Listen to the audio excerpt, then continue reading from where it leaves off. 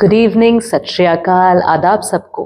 ये है lecture 11 standard micro economics का। और आज हम लोग बात कर रहे हैं प्रोड्यूसर्स इक्विलिब्रियम के बारे में। तो सबसे पहले शुरुआत करेंगे समझने से कि भाई ये प्रोड्यूसर कौन है, इसका इक्विलिब्रियम क्या होता है, किस तरीके से हम वहां तक पहुंचेंगे। धीरे धीरे सब चीजों को अपन डिकोड करेंगे। सबसे पहले बात करते हैं प्रोड्यूसर कौन है। एक कंज्यूमर कौन था। अभी तक आप सारा कुछ कंज्यूमर के बारे में जान चुके हो, कंज्यूमर का बिहेवियर भी समझ चुके हो, उसका इक्विलिब्रियम की भी बात कर चुके हो। कंज्यूमर कौन था? एक ऐसा पर्सन जो कि क्या कर रहा था, इकोनॉमी में कंजम्पशन कर रहा था।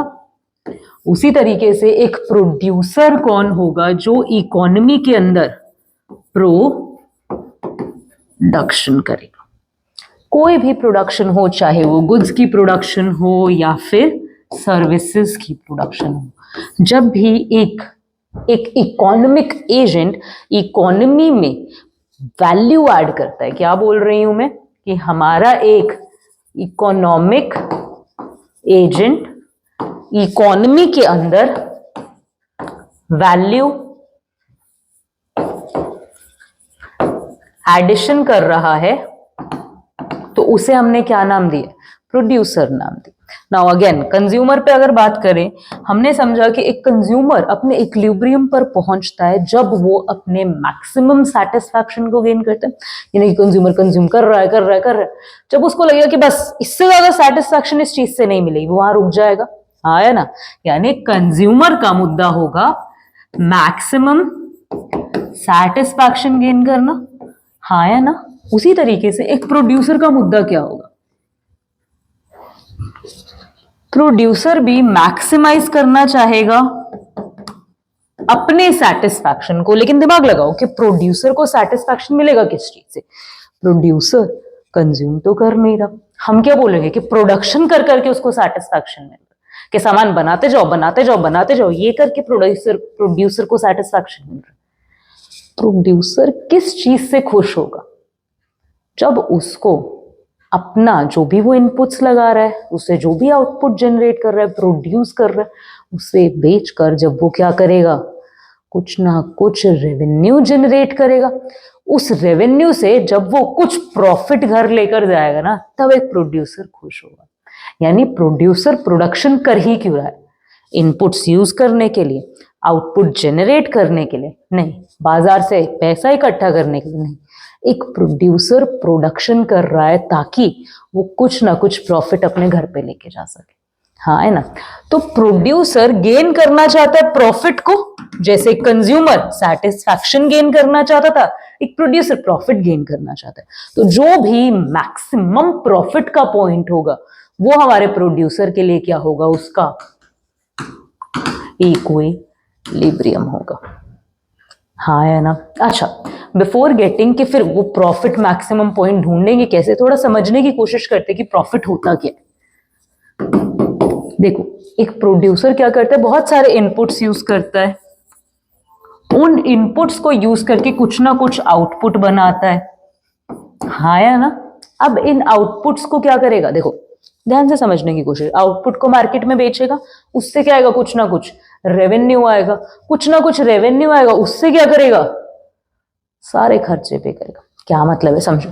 कुछ भी इनपुट लाया, चाहे वो फैक्टर इनपुट है, चाहे वो नॉन फैक्टर इनपुट है, यानी कि चाहे लैंड, लेबर, कैपिटल, एंटरप्रेन्योर पे खर्चा हुआ है, या रॉ मटेरियल जैसे नॉन फैक्टर इनपुट्स पे खर्चा हुआ है। जितने भी खर्चे हुए वो आपके लिए क्या हो गई? आपकी कॉस्ट हो गई। इन कॉस्ट को एक प्रोड्यूसर बेयर करता है, कुछ ना कुछ आउटपुट बनाता है। ये आउटपुट बेच के प्रोड्यूसर को क्या मिलता है? रेवेन्यू मिलता है। अब जो भी मार्केट से पैसा मिला आउटपुट बेच के, उस पैसे को यूज करके प्रोड्यूसर क्या करेगा? अपनी सारी की सारी खर्चे पेबैक करेगा। हाँ या ना। मान लो 100 रुपए कमाया, 80 रुपए का खर्चा हुआ था, तो सारा का सारा खर्चा पे ऑफ कर दिया। अब जो 20 रुपए बचे वो किसके? प्रोड्यूसर का प्रॉफिट बन जाएगा। किसको बात समझ में आ रही है? यानी कि अगर हम बात करें कि प्रॉफिट फाइंड आउट कैसे किया, हमने सारा का सारा रेवेन्यू उठाया, टोटल रेवेन्यू, उसमें से जो भी कॉस्ट बनती थी, सारी की सारी कॉस्ट हमने माइनस कर दी, और हमारे पास क्या आ गया? हमारा प्रॉफिट आ गया। इसको इस सिंबल के साथ रिप्रेजेंट किया जाएगा इकोनॉमिक्स में। प्रॉफिट इज इक्वल्स टू सारे रेवेन्यू में से खर्चे बाहर निकालो, बाहर निकालने के बाद जो भी पैसा बचा वो प्रॉफिट। अभी जो प्रॉफिट है भी कई तरीके का हो सकता है। प्रॉफिट अकाउंटिंग प्रॉफिट हो सकता है और इकोनॉमिक प्रॉफिट हो सकता है। अकाउंटिंग प्रॉफिट या फिर इकोनॉमिक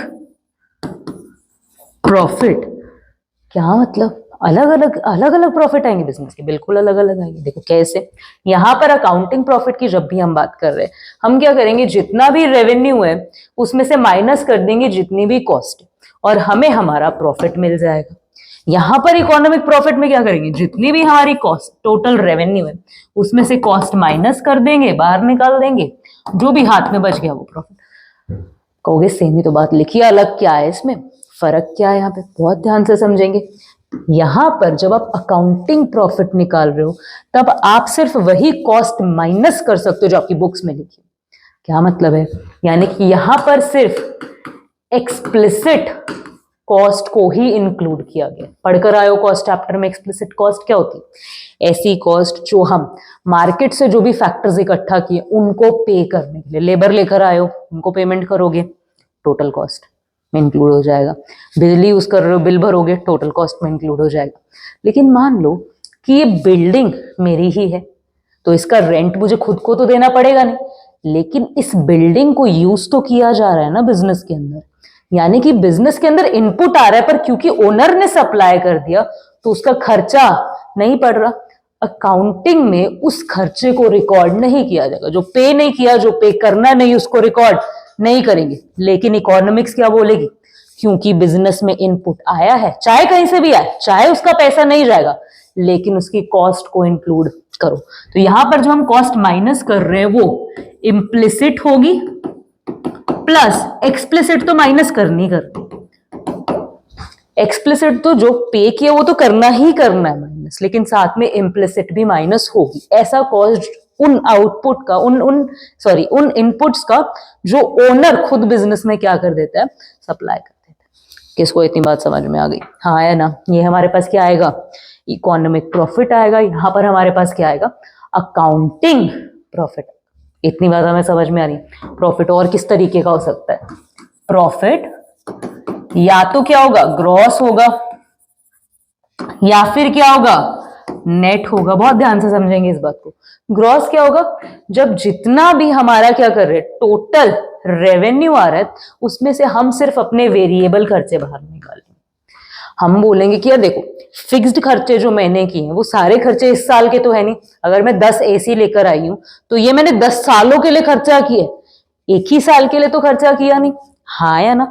यानी कि यहां पर जब मैं ग्रॉस वैल्यू की बात कर रही हूं तब मैं बोल रही हूं कि फिक्स्ड वाले को बाहर रहने दो, जो वेरिएबल खर्चे हो रहे हैं, जो बिजली का बिल भरना है, जो लेबर के खर्चे हो रहे हैं, इस तरीके का जो भी खर्चा है वो यहाँ पर क्या कर लो, बाहर निकाल दो। क्योंकि वेरिएबल खर्चे तो पूरे करने ही पड़ेंगे ना, लेबर को तो पैसा देना ही पड़ेगा ना, बिल तो भरना ही पड़ेगा ना, वो मैं 10 सालों में तो भर नहीं सकती। किसको बात समझ में आ रही है? हाँ यार। तो जब हम ग्रॉस प्रॉफिट की बात करेंगे तो हम टोटल रेवेन्यू में से सिर्फ वेरिएबल कॉस्ट की बात करेंगे।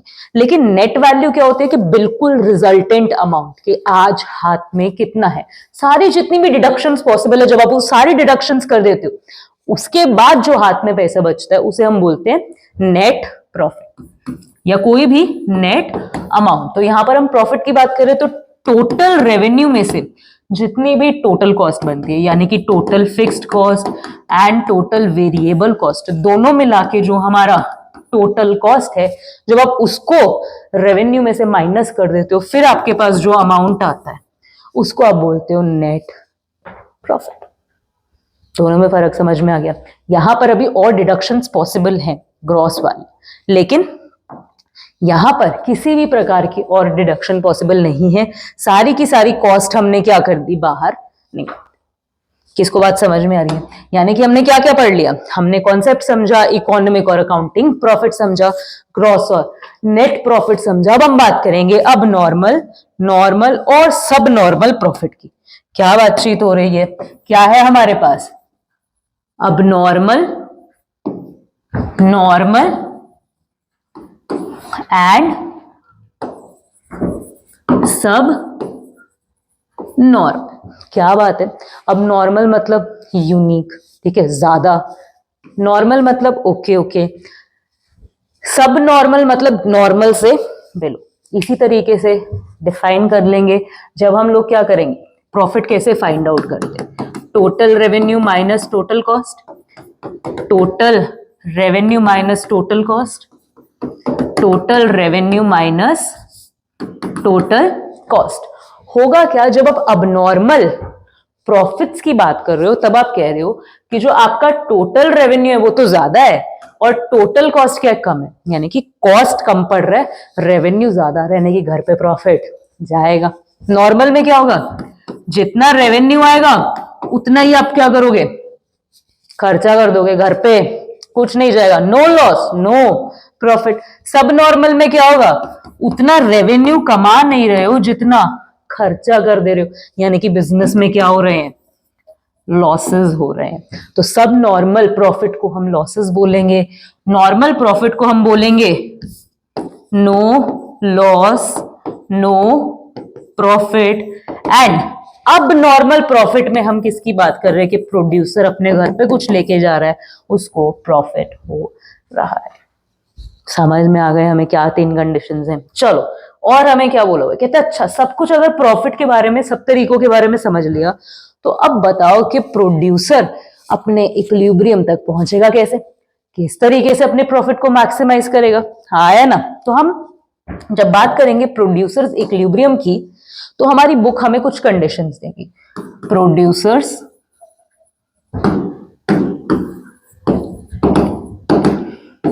इक्विलिब्रियम, हमारी बुक कहेगी कि एक प्रोड्यूसर अपने मैक्स प्रॉफिट पे तब पहुंचेगा जब दो कंडीशंस पूरी होंगी। पहली कंडीशन क्या होगी कि जो भी मार्जिनल कॉस्ट है वो मार्जिनल रेवेन्यू के बराबर हो जाए, एंड मार्जिनल कॉस्ट क्या कर रही हो, इंक्रीज कर रही हो। क्या बातचीत करना चाह रहे, समझो, हमसे बात कर रहे हैं हर एडिशनल यूनिट से आने वाला रेवेन्यू, हर एडिशनल यूनिट पे होने वाला खर्चा। आप तब तक करते रहोगे, प्रोडक्शन करते रहोगे जब तक आपका हर एडिशनल यूनिट से आने वाला खर्चा हर एडिशनल यूनिट के रेवेन्यू से बराबर नहीं होता। कैसे बनाया है, दिमाग लगाते हैं अपन लोग। अभी देखो, याद करो कि जब भी आपने marginal revenue and marginal cost के बारे में पढ़ा है तो आपने क्या देखा है, हमारा मार्जिनल कॉस्ट कैसा बिहेव करता था। इनिशियली तो कॉस्ट डिक्लाइन करती थी, लेकिन ग्रेजुअली कॉस्ट क्या करती थी, फिर से बढ़ने लग जाती थी। रीजन क्या था, लॉ ऑफ वेरिएबल प्रोपोर्शन, क्योंकि प्रोडक्ट पहले बढ़ता था लेकिन फिर गिरने लग जाता था। इसलिए जब प्रोडक्ट बढ़ा तो कॉस्ट घटने लगी, कुछ ना कुछ हमें एडिशनल कॉस्ट घटने लगी। टोटल कॉस्ट इंक्रीज करेगी, उसे छोड़ो, टोटल कॉस्ट की बात नहीं, हर यूनिट पे होने वाला खर्चा, क्योंकि हमारा हम प्रॉफिट की तरफ जाएंगे, हम क्या कर रहे हैं, प्रोडक्शन बेटर करते जा रहे हैं, तो हमारा हर एडिशनल यूनिट का खर्चा जो है क्या है, डिक्लाइन कर रहा था। लेकिन ग्रेजुअली क्योंकि प्रोडक्ट उतना नहीं निकाल पा रहे थे तो मार्जिनल कॉस्ट फिर से राइज करने लग जाती थी। और हमारा जो एमआर कर्व है वो कैसा बन रहा था, कांस्टेंट में, ऐसा MR is equals to AR, जब हमारे प्राइसेस कांस्टेंट है। तो हमारी बुक क्या बोल रही है कि एक ऐसा पॉइंट ढूंढो जहां पर आपका एमआर और एमसी क्या हो रहा है, बराबर हो रहा है। ग्राफिकली आप बता सकते हो कौन से दो पॉइंट्स हैं। जब भी कोई लाइंस आपस में इंटरसेक्ट करती हैं तो उनके कोऑर्डिनेट्स इक्वल होते हैं, हाँ है ना। तो ये हमारी एमआर की लाइन है, ये हमारी एमसी की लाइन है, कहाँ मीट कर रही है, ये तो दो पॉइंट्स पे मीट कर रही है। इसे इक्विलिब्रियम मानना है या इसे मानना। तब आती है सेकंड कंडीशन, बोलते हैं कि तब मानना इक्विलिब्रियम जब एमसी क्या कर रहा है, राइज कर रहा है। एमसी क्या कर रहा है, राइज कर रहा है, यानी कि यहां पर तो एमसी डिक्लाइन कर रहा है, इसे इक्विलिब्रियम नहीं मानना, इक्विलिब्रियम इसे मानना। अब क्यों ये प्रॉफिट मैक्सिमाइजेशन का पॉइंट है, अभी समझ लेते हैं। ये देखो यहां पर हमने क्या किया है,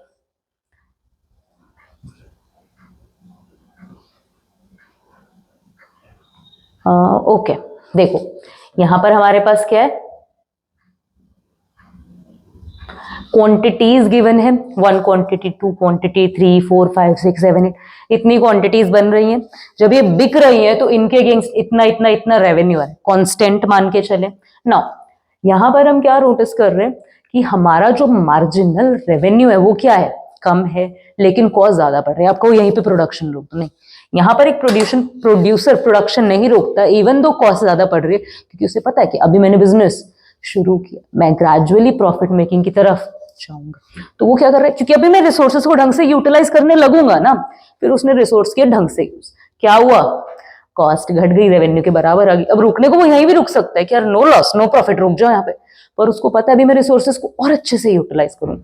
तो वो क्या नोटिस करता है कि उसकी कॉस्ट क्या कर रही है, डिक्लाइन कर रही है। हमने भी क्या पढ़ा है कि हमारा जो मार्जिनल कॉस्ट है वो इनिशियली क्या करेगा, डिक्लाइन करेगा। वही बिहेवियर दिखा रहा है, करता जा रहा है करता जा रहा है करता जा रहा है। फिर यहाँ पर नोटिस करो, अब आप कहोगे 8 के बाद क्या हो गया, 7 आया, 7 के बाद वो इंक्रीज करनी शुरू कर गई, मार्जिनल कॉस्ट क्या हुई, इंक्रीज करनी शुरू। आपके रुक जाओ यहीं पे रुकना है, यहीं पे क्यों रुकना है, अभी भी देखो, अभी भी नोटिस क्या करना है, मार्जिनल रेवेन्यू कितना है, 12 है, कॉस्ट कितनी है, 8, यानी कि खर्चा मेरा 8 ही हो रहा है, रेवेन्यू कितना आ रहा है, 12 आ रहा है, तो क्यों नहीं करूंगी। खर्चा मेरा 9 ही हो रहा है, ठीक है, मेरा खर्चा इंडिविजुअली राइज करने लग गया, लेकिन अभी भी मैं रेवेन्यू ज्यादा कमा रही हूँ हर एडिशनल यूनिट पे, तो मैं करूंगी प्रोडक्शन। 9 खर्चा हो रहा है लेकिन 12 क्या आ रहा है, रेवेन्यू आ रहा है, बनाऊंगी। 10 खर्चा हो रहा है, रेवेन्यू कितना आ रहा है, बढ़ाऊंगी। 12 खर्चा हो रहा है, 12 ही रेवेन्यू रहा है। अब मैं बोलूंगी भाई देखो यहाँ रुक जाते हैं, नो लॉस नो प्रॉफिट पे हम लोग फिर से आगे खड़े हो गए।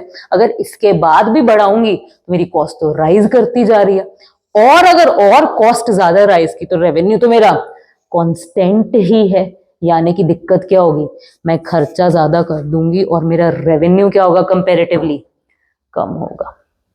खर्चा कितना है, 12, रेवेन्यू कितना हो, सॉरी रेवेन्यू कितना है 12, एमसी खर्चा कितना होगा 15, तो यहां पर मैं प्रोडक्शन रोक दूंगी। किसको बात समझ में आ रही है, हाँ या ना। तो बेसिकली हाईलाइटिंग पॉइंट्स हम इसमें क्या समझते हैं कि हमारे पास Q1 Q2 दो ऐसे पॉइंट्स आते हैं जहां पे हमारा रेवेन्यू और हमारी कॉस्ट बिल्कुल बराबर हो जाती है, पर हम यहां पर प्रोडक्शन नहीं रोकते, क्योंकि अभी क्या हो रहा है, और मैं प्रॉफिट कमा पाऊंगी। यहां पर मेरा डिफरेंस क्या कर रहा है, इंक्रीजिंग है ना, अभी कॉस्ट और रेवेन्यू में डिफरेंस है ना, डिफरेंस मेरे फेवर में है ना, रेवेन्यू ज्यादा कॉस्ट कम है, मतलब पैसा कमाऊंगी, प्रॉफिट बनेगा, मैं बनाऊंगी प्रॉफिट जितना भी, क्योंकि एज अ प्रोड्यूसर मेरी इच्छा क्या है कि मार्केट से मैं जितना प्रॉफिट खींच सकती हूँ उतना प्रॉफिट खींच। इन सभी केसेस में फर्स्ट को छोड़ देते हैं, यहाँ पे बिजनेस इनिशियलाइजेशन है, इसके बाद इस स्टेप तक मुझे प्रॉफिट हो ही रहा है, तो मैं अपना 1 रुपए का प्रॉफिट भी नहीं छोड़ूंगी। यहां तक मुझे प्रॉफिट हो रहा है, यहां तक मैं क्या करूंगी, जाऊंगी। उसके बाद मुझे लॉस होना शुरू होगा ना, वहां मैं नहीं जाऊंगी, वहां से मैं रुक जाऊंगी, एज सिंपल एज दैट।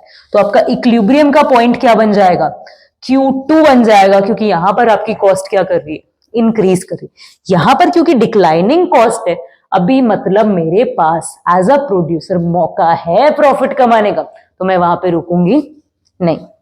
अच्छा, व्हाट इफ अगर इक्विलिब्रियम हमारा Q2 है, आप इससे एक ज्यादा या एक कम यूनिट प्रोड्यूस करो, यानी कि ये हमारा इक्विलिब्रियम का पॉइंट है, 10 जब हम बना रहे हैं, 12 रेवेन्यू आ रहा है, 12 ही खर्च हो रहा है। इससे अगर एक कम बनाओगे तो क्या होगा, यहां पर बनाऊंगी मैं 9 यूनिट्स, 12 रेवेन्यू है, 10 मेरा क्या है, प्रॉफिट है।